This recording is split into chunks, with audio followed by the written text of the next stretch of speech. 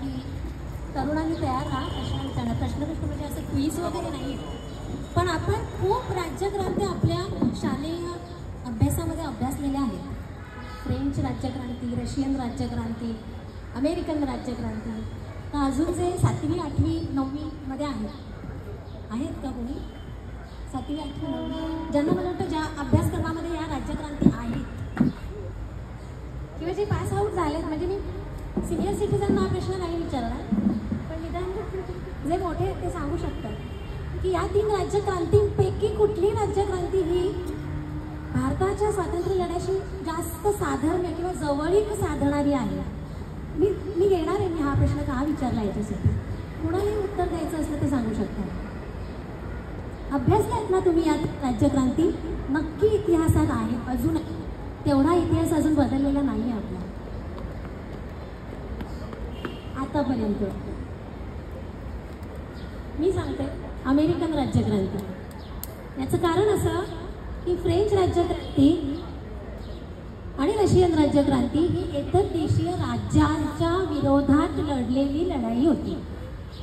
American राज्यक्रांती ही British सत्तेविरोधात लढलेली लढाई होती आणि त्या दृष्टीने भारताचा स्वातंत्र्य लढा आणि अमेरिकन राज्यक्रांती ही खूप जवळची आहे. खूप आधी आपल्या झाली अमेरिकन राज्यक्रांती. आपण त्यांच्यानंतर जवळजवळ 100 वर्षांनी भारतीय स्वातंत्र्य लढा झाला. पण तरी भारतीय म्हणून मला अमेरिकन राज्यक्रांती आणि भारतीय स्वातंत्र्य लढा यामध्ये एक खूप मोठा बदल दिसतो, फरक दिसतो, जो आपल्याला शाळेत शिकवला जात नाही. आणि म्हणून ती राज्यक्रांती तुमच्या मनात यावी म्हणून मी तो पहिला प्रश्न विचारला. कोणाला आता काहीतरी आठवत असेल, जर एखादा फरक सांगावा असं वाटत असेल कोणालाही, अमेरिकन राज्यक्रांती आणि भारतीय स्वातंत्र्य लढा यात खूप मूलभूत असा फरक होता.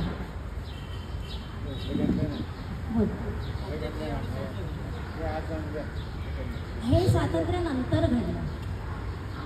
स्वातंत्र्य लढा महत्त्वाचा फरक, अमेरिकन राज्यक्रांतीमध्ये 13 स्टेट्स 13 राज्य एकत्र आली आणि ते ब्रिटिशांच्या विरुद्ध लढले. त्यांचं सैन्य लढलं, 13 राज्यांचं सैन्य लढलं. भारताच्या स्वातंत्र्य लढ्यात सामान्य माणूस लढला. इथे सैन्य नाही, ते सामान्य माणूस लढला. आणि हे वाक्य जेव्हा मी म्हणते ना तेव्हा मला अनेक आठवणी आठवतात. जसं आता ऋतुजाने उदाहरण दिलं, पोस्टातला एक साधा सामान्य कर्मचारी, त्याच्या हाती शस्त्र नव्हतं, काहीच नव्हतं, होती फक्त देशभावना, आणि तो लढला.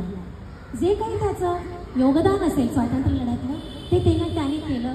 एवढी मोठी अमेरिकन राज्यक्रांती त्यात तुम्हाला ही उदाहरणं दिसत नाही. भारतात सगळीकडे दिसतात, संपूर्ण इतिहासात दिसतात.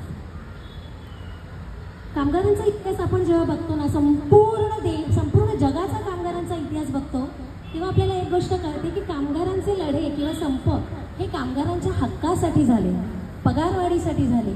एकटा भारत अपवाद. पहिला कामगारांचा संप कशासाठी झाला असेल? लोकमान्य टिळकांच्या अटकेच्या निषेधार्थ पहिला भारतातला कामगारांचा संप स्वतःच्या फायद्यासाठी नाही झाला. आणि फार रोमहर्षक असं वर्णन आहे इतिहासामध्ये.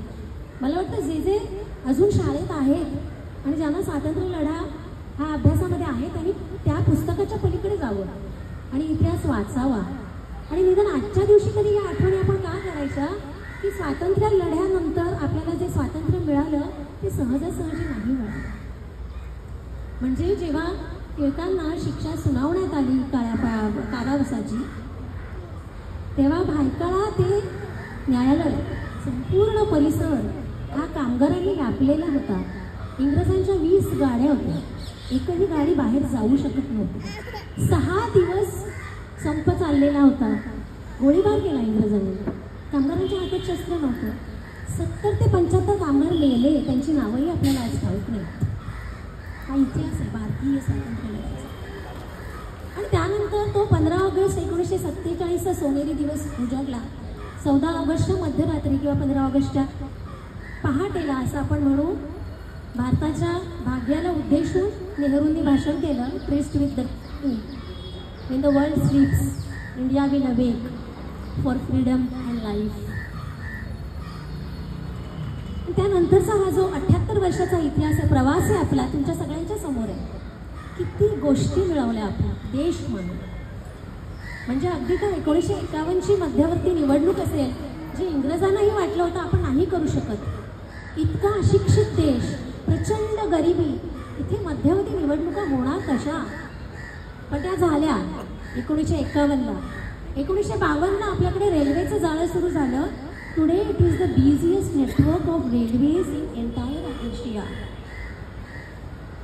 कितीतरी घटना मला सांगता येतील. अगदी 2014च्या मंगळयानापर्यंत किंवा स्पेसमध्ये आपण जे केलं ते मला वाटतं इतर कुणाच्या कम्पेअरमध्ये एका दृष्टीने महत्त्वाचं होतं. बहुतेक देशांनी केलं, आपण ते कमी किमतीत केलं. हा फरक होता आपल्यामध्ये. आणि म्हणून मी जेव्हा या प्रवासाकडे बघते ना, तेव्हा या 78 वर्षामध्ये जे घडलं आणि ह्याच्या पुढे जे घडणार आहे स्वतंत्र भारतामध्ये, स्वतंत्र नागरिकांच्या दृष्टीने मला एक प्रश्न विचारावासा वाटतो, आणि तो तरुणांना, स्वातंत्र्य म्हणजे काय? तुम्ही खरोखरच मनापासून उत्तर द्या. ह्याचं उत्तर कुठे पुस्तकात नाही, पण तरी आपण स्वातंत्र्य आहोत ना आपण स्वतंत्र नागरिक. स्वातंत्र्य म्हणजे काय? काय वाटतं तुम्हाला? मी स्वतंत्र आहे म्हणजे काय आहे? कुणीही देऊ शकता याचं उत्तर, कुणीही देऊ. आणि ही परीक्षा नाही आहे, इथे काही चूक किंवा बरोबर नाही आहे. जे तुम्हाला वाटतं मी स्वतंत्र आहे म्हणजे काय आहे किंवा काय नाही आहे.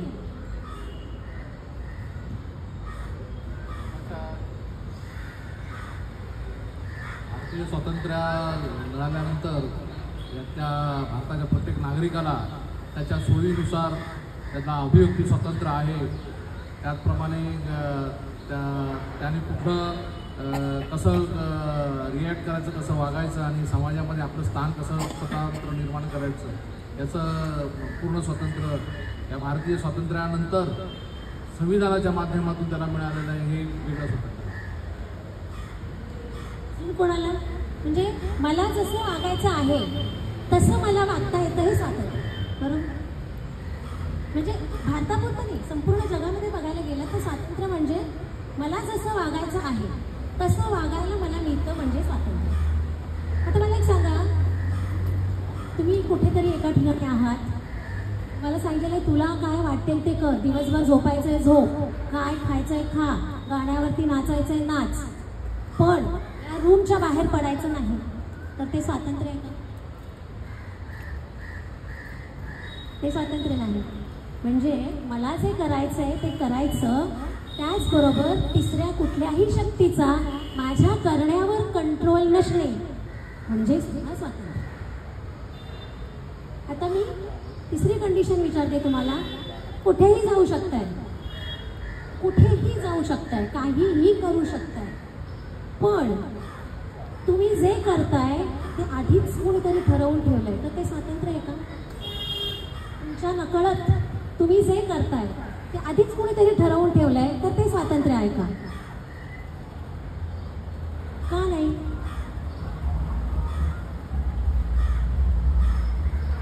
तुम्हीच ते नका बघू, सांगा, काही सांगा हो. मला लोकांनी बोलायला हवं आहे याच्यावरती. निदान आजच्या दिवशी स्वातंत्र्य म्हणजे काय याचा तरी विचार करूया ना. कोणी सांगा, विभाग करता. या प्रश्नाचं उत्तर मी तुम्हाला आत्ता देणार नाही आहे, कारण मला काही मुद्दे मांडायचे आहेत, त्यानंतर मी या प्रश्नाच्या उत्तराकडे येणार आहे. पण हा प्रश्न मनात धरून ठेवा. म्हणून मी गेल्या 78 वर्षाच्या या प्रवासाकडे बघते ना, तेव्हा भारताचे मला 4 महत्त्वाचे टप्पे पडलेले दिसतात. 1947 ते 1960 हा जो एक टप्पा आहे तो भारताचा स्वप्नवत असा टप्पा. याचं कारण नेहरूंसारखं आदर्शवादी नेतृत्व भारताला मिळालं. नेहरूंनी किती चांगलं काम केलं किंवा वाईट केलं याबद्दल वाद असू शकतात आणि ते असावेत. एकदा नितीन गडकरी म्हणाले होते की विचार शून्यतेपेक्षा विचार भिन्नता चालेल. विचार भिन्नता चालेल, विचार शून्यता नको. त्यामुळे नेहरूंनी काय केलं याबद्दल हे असू शकतो, पण तरीही एका बाबतीत त्यांचे विरोधकही त्यांना विरोध करत नाहीत, ते म्हणजे त्यांचं चारित्र्य. देशावरची निश्चित भक्ती, ती भक्ती निभावताना काही निर्णय चुकले असतील, पण तरी तो 1960 पर्यंतचा काळ हा भारताचा आदर्शवादी काळ होता. आणि म्हणून तुम्ही अगदी हिंदी सिनेमे जरी पाहिलेत ना, तरी त्यामध्ये तुम्हाला खूप आदर्शवादी हिरो दिसतो. अनुराधासारखा एक चित्रपट मला आत्ता या क्षणी किती जणांनी बघितला मला माहिती नाही, बलराज सहानी आणि लीला नायडू बघितलंय. अत्यंत आदर्शवादी असा तो हिरो, ज्याला अगदी संसाराचं पण काही पडलेलं नाही, म्हणजे डॉक्टर, आणि समाजासाठीच काहीतरी करणं म्हणजेच मी काहीतरी केलं असं मानणार. आणि संपूर्ण 1960 पर्यंतची पिढी ही अशी होती. त्यानंतर 1970 ते 90चं दोन दशकं आली आणि ही खऱ्या अर्थानं आपल्या स्वातंत्र्याच्या दृष्टीने आपल्याला जवळ नेणारी असं मला वाटतं. म्हणजे 1960 पर्यंत अस्वस्थता होती, स्वातंत्र्य मिळालं तरी काहीतरी चुकतंय ही भावना नागरिकांमध्ये होती. पण जे चुकतंय ते कसं सुधारायचं यापेक्षा जे चुकतंय ते राहू दे, मी माझा वाटा उचलतो, ही भावना 1960 पर्यंत खूप होती. 1970चं दशक बघाल ना, तर इथे तुम्हाला खऱ्या अर्थानं जे चुकतंय त्याच्या विरुद्ध मी उभं राहायला पाहिजे, हे या देशामध्ये घडलं. बंडखोरीची भावना आली आणि जेव्हा एखादी बंडखोरी ही विधायक दृष्टीने होते तेव्हा तुम्ही स्वातंत्र्याच्या अधिक जवळ जाता. आणि ते नुसतं स्वतःसाठी जाता असं नाही, ते समस्त समाजासाठी जाता. म्हणजे 1975च्या दरम्यान झालेली स्त्रीमुक्ती चळवळ असेल, ही चळवळ कधीही कुठल्या एका वर्गातल्या स्त्रियांपुरती मर्यादित नव्हती. आणि म्हणून मला 70चा काळ मांडावासा वाटतो. इथे कुठेही फक्त माझा समाज, माझी जात, माझं कुटुंब किंवा जे काही माझे ग्रुप्स असतील ह्यांचं हित असं म्हणून कधीही चळवळ झाली नाही. युवक क्रांती दलासारखी, मला माहीत नाही किती जणांना युवक क्रांती दल माहीत नाही, पण एक अत्यंत गौरवशाली अशी चळवळ महाराष्ट्रातली, ही सगळी उदाहरणं मी महाराष्ट्रातली देते, देशभरातली देत नाही, पण युवक क्रांती दलासारखी एक अत्यंत यशस्वी नाही म्हणता येणार, पण यशस्वी आणि अयशस्वीच्या मधली चळवळ जी महाराष्ट्रामध्ये झाली आणि ज्यांनी आदिवासींसारख्या विभागामध्ये खूप मोठं कार्य केलं. आणि नमूद करा, युवक क्रांती दलामध्ये फार मोठ्या प्रमाणात वरच्या वर्गातले लोक होते, पण त्यांनी जे काम केलं ते सगळं तळागाळातल्या लोकांसाठी केलं. दलित पॅन्थरचं नाव किती जणांनी ऐकलं? दलित पॅन्थरचं नाव किती जणांनी ऐकलं? तर तुम्ही मला म्हणाल दलित पॅन्थर तर दलितांसाठी झाली, कुठे एकाच समाजासाठी झाली, मग कशाला घेतलं नाव? फरक आहे. जाहीरनामा जर वाचला दलित पॅन्थरचा, तो म्हणतो देशातल्या सगळ्या शोषितांसाठी, अगदी ब्राह्मण वर्गात जर शोषित असतील तर त्यांच्यासाठी सुद्धा निर्माण झालेली चळवळ म्हणजे दलित पॅन्थर. 3 प्रमुख उदाहरणं, अजून बरीच उदाहरणं मला देता येतील. 1970चं अगदी 90पर्यंतची ही 20 वर्ष ही प्रचंड अस्वस्थतेची, बंडखोरीची, काहीतरी त्या देशात चांगलं करण्याची अशी 20 वर्ष. आणि मग 1990मध्ये आपल्या देशात काहीतरी घडलं, भयंकर वेगळं, भयंकर किंवा प्रचंड वेगळं असं काहीतरी घडलं. काय घडलं? कॉमर्सचे विद्यार्थी आहेत कोणी इथे? CA ना, CA काय झालं 1991 91च्या दरम्यान? खुली अर्थव्यवस्था, मुक्त बाजारपेठ. आपण जागतिकीकरणाचा अवलंब केला. आज आपण जागतिकीकरणाकडे एक खूप चांगली स्टेप म्हणून बघतो. मी थोडा वेगळ्या दृष्टीने बघते, कारण भारताचा सामाजिक इतिहास अभ्यासताना तुम्हाला ही आर्थिक घटना असूनही तिची दखल घ्यावी लागते, कारण जागतिकीकरणाने भारताचा सामाजिक इतिहास बदलला. आणि तो कोणत्या अर्थाने बदलला? तर सगळ्यात पहिलं भारतातल्या चळवळी संपल्या. 90च्या नंतर, 95च्या नंतर ते अगदी आजपर्यंत तुम्हाला कुठली देशव्यापी चळवळ झालेली दिसते? याचं कारण NGO निर्माण झालं. NGO senior citizens, may be तुम्ही सांगा, NGO ऐकलं होतं का हो तुम्ही कधी पूर्वी? NGOज मला खरं तर मुंबईकर काकांची खूप आठवण येते, त्यावेळेला त्यांनी उत्तर दिलं असतं मला. पण NGO नव्हत्या, होते ते सुद्धा फार थोड्या प्रमाणात होते. आणि NGOचं कार्य हे फार लिमिटेड होतं. चळवळी संपल्या, NGO मोठे झाले आणि NGO हे कधीही आंदोलनं करत नाहीत. ते एखाद्या प्रश्नावरती काहीतरी एक भूमिका घेऊ शकतात, आंदोलन करत नाहीत. आणि आंदोलन करत नाही यात वाईट काय असं तुम्ही म्हणाल? आंदोलन हे सर्वव्यापी असतं, ते कधीही एका घटकापुरतं मर्यादित नसतं. तर त्या आंदोलनाचे फायदे हे संपूर्ण समाजाला व्हावेत याकरता केलं जातं. आपल्याकडे मुक्त बाजारपेठ आणि जागतिकीकरण आल्यानंतर सामाजिक इतिहासात जो सगळ्यात मोठा फरक पडला तो हा, माणसाचं अख्खं जीवन हे बाजार झालं. Everything for sale was the principle and it's not only in India, in the entire world.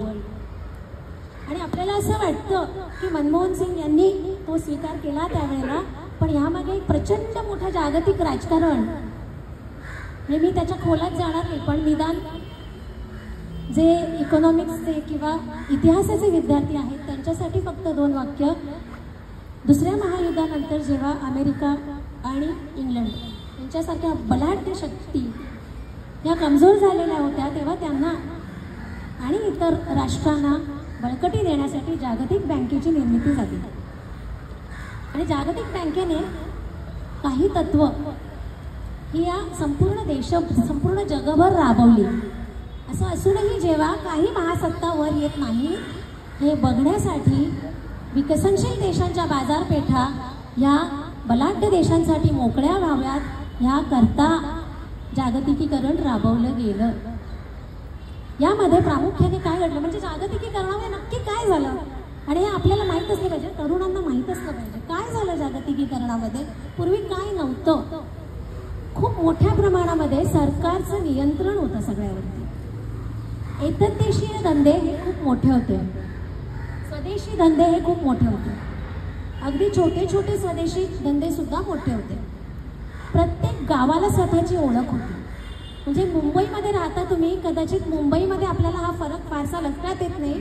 त्याचं कारण असं की या देशामध्ये खरोखरचं शहर एकच मुंबई. आणि मी नाही म्हणत, हे कलकत्त्यातले एक प्रसिद्ध असे लेखक आहेत, मला दुर्दैवाने त्यांचं आत्ता नाव आठवत नाही, पण त्यांनी असं म्हणून ठेवलं या देशामध्ये, या देशाचं जेव्हापासून स्वातंत्र्य झालं एकच सिटी इज बॉम्बे. त्यामुळे आपल्याला सिटीमध्ये हे फरक कळत नाही.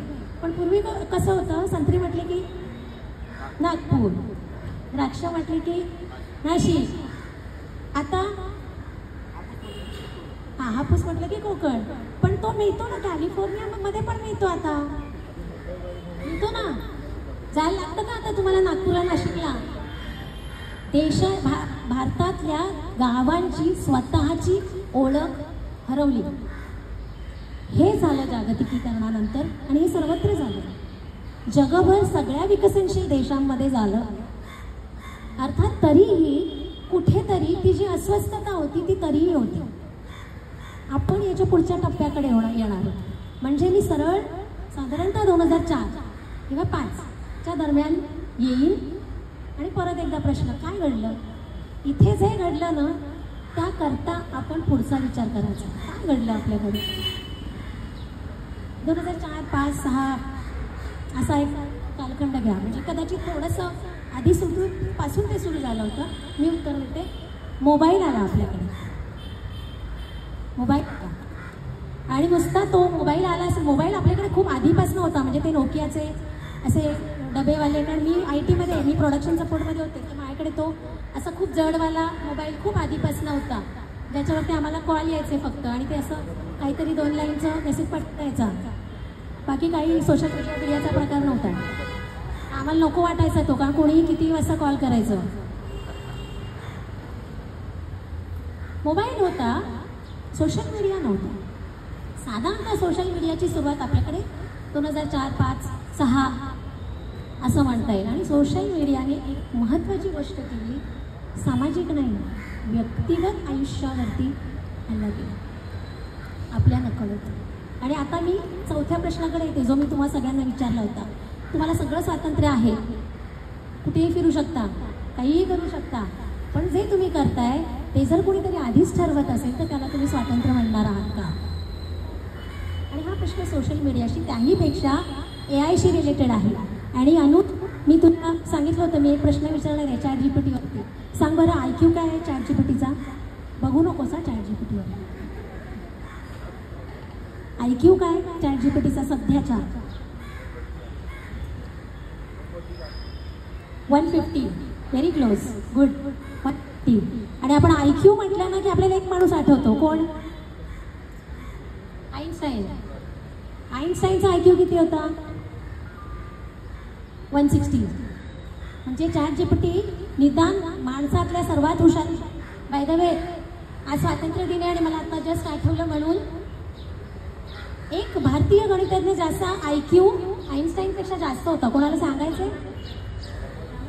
रामानुजन. 185. म्हणजे निदान आजचं ChatGPT आजचं हे माणसाच्या थोडं पाठी आहे. म्हणजे आपण आईन्स्टाईन नाही पण निदान आईन्स्टाईन माणूस आहे वगैरे असं आपण छान छान स्वतःला शाबासकी देऊ शकतो. आणि म्हणून माणसाच्या पाठी आहे ChatGPT. 2030 साली ChatGPTचा IQ असणार आहे 1200. आणि IQ ChatGPTचा कसा वाढतो? Amount of data which it processes. Right? That is how it increases. इंग्रजांच्या काळामध्ये काय झालं होतं? इथला सगळा कच्चा माल ते घेऊन जात होते इंग्लंडमध्ये, तिथे प्रोसेस करत होते, फिनिश्ड प्रोडक्ट आपल्याला विकत होते जास्त किमतीमध्ये. आणि त्यामुळे भारताची अर्थव्यवस्था डबघाईला आली. याच्यावरती डॉक्टर बाबासाहेब आंबेडकरांचा एक अत्यंत सुंदर असा त्यांच्या PhDचा प्रबंध आहे, द प्रॉब्लेम ऑफ रुपी. आणि तो इंटरनेटवर फ्रीमध्ये उपलब्ध आहे. ज्यांचं आंबेडकरांवरती प्रेम आहे त्यांनी खरोखर तो वाचावा. कारण आंबेडकर म्हटलं की आपण फक्तच राज्यघटना आणि आरक्षण हे 2 शब्द म्हणतो, राष्ट्रभक्ती हा शब्द कधी आपण उच्चारत नाही. त्याकरता तो वाचला पाहिजे. आणि भारताची अर्थव्यवस्था त्यावेळेला जरी डबघाईला आली तरी इंग्रजांना एक गोष्ट करता आली नाही, ती म्हणजे संपूर्णपणे इकडचा कच्चा माल इंग्लंडमध्ये हलवणे. कारण it was a physical property. It was a physical property, right? You can't move it entirely. Centralize power इंग्रजांना नाही निर्माण करता आली. डेटाच्या बाबतीत ते करता येईल, नक्कीच करता येईल.